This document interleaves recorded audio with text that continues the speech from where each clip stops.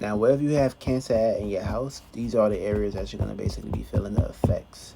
So, we're going to start it off with the first house. You have Cancer in the first house. This is personal, mother, and nurturing, caring about your personality. So, you may have a damaged show at this point. Don't let this affect you. And, of course, make sure you clear out your personality, strengthen your personality so you'll be all right.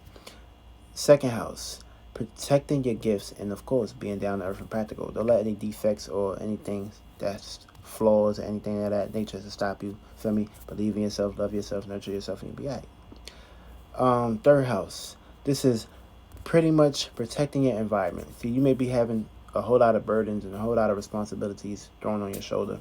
If you have Cancer in your third house, try not to be a burden towards other people's responsibilities.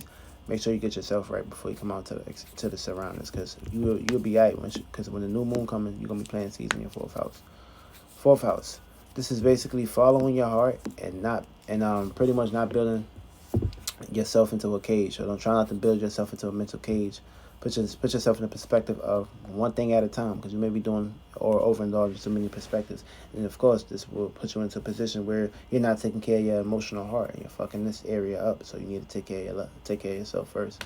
Don't be trying to be impulsive to other areas in life.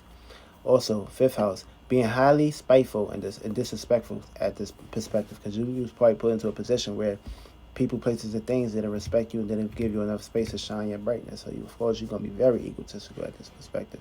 Make sure your creativity of endeavors is not in a negative place, because the new moon and Leo are going to be in your sixth house.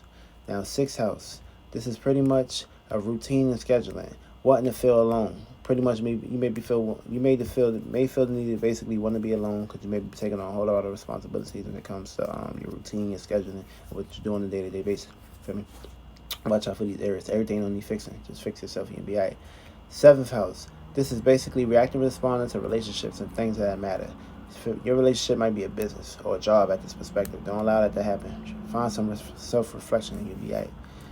Cancer in the eighth house. This is basically having deep desires, and of course Cancer falls here. So you may basically become a violent person if you don't get what you want. This perspective, try not to do that. Also, ninth house. This is basically feeling alienated from your home, your family, people, places, and things when it comes to caring about your experiences. Try not to do that. Try and find your emotional core, but you're going to feel the need to basically get the fuck out of the house and not be around family. 10th house. This basically, it's opposite here. So you're going to be basically dealing with some mystic burdens and responsibilities of others. Try not to do that.